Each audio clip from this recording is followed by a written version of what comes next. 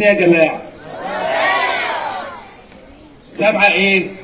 اكتوبر العيد القومي لمحافظة الغربية النهارده، يعني احتفال محافظة الغربية بالعيد القومي لمحافظة الغربية. يجب اعزائي الطلبة والطالبات بعد الترحيب بمديرنا الفاضل زملائي اعضاء هيئة التدريس الكرام، اعزائي الطلبة والطالبات، لازما لا والموجه الاول موجه دراسات الاستاذ الفاضل الاستاذ محمد الدسوقي، نرحب بتحيه كبيره كله. يلا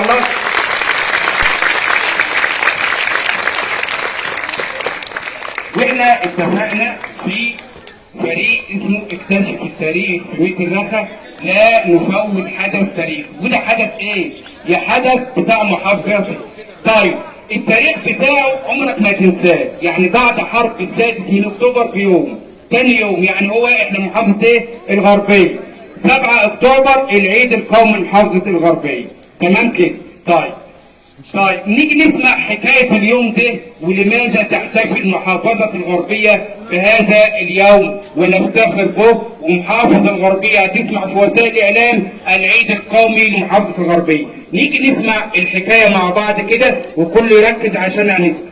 يبقى العيد القومي لمحافظة الغربية طبعا أيام الاحتلال الفرنسي على مصر أرسلوا بعض فلول الحملة الفرنسية إلى طنطا محافظة الغربية. الكلام ده عن إيه؟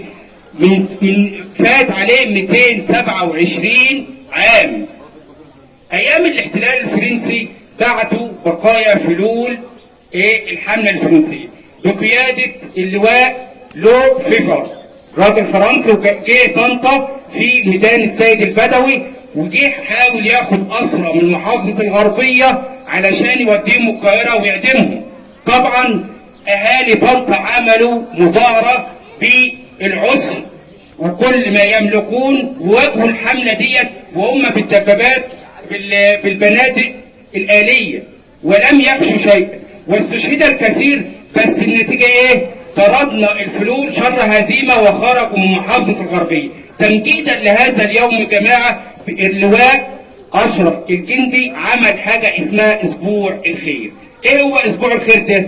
عمل في اليوم ده تعيين بعض ذوي الهمم في وظائف معينة. تاني حاجة إعانة الأرامل اليوم ده بردك، عشان لما تيجي تسمع في التلفزيون العيد القومي لمحافظة الغربية نسمعنا القصة مختصرة، هي مواجهة أهالي طنطا الغربية لفلول الحملة الفرنسية. الكلام ده من فترة 227 عام.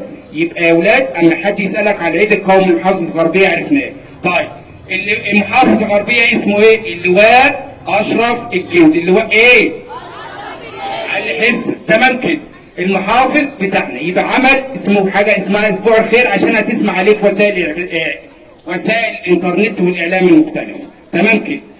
يبقى احنا عرفنا العيد القومي لمحافظة. عايزين نكرم بس في نشاط معمول.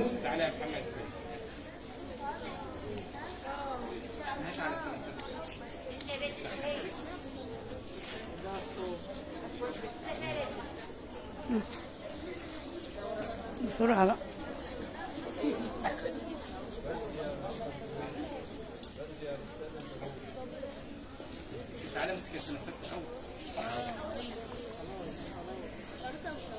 شوفوا يا جماعة خريطة هي عاملينها طلاب سنة 6 أول، خريطة مطبوعة بالكمبيوتر اهي جميلة، هنشرح عليها خريطة جلد تعيش للأجيال القادمة. خلاص؟ كله بقى يحظى حفظهم تحت إشراف الأستاذ طلعت شلبي وأسرة مدرسة ميت الرخا. وتحية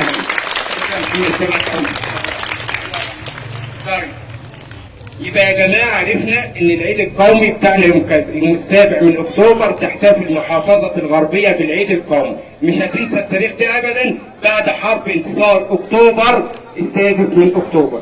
طيب تحية إجلال وتقدير لمصرنا الحبيبة، حفظ الله مصرنا بكل خير، وشكرا لحضرتك.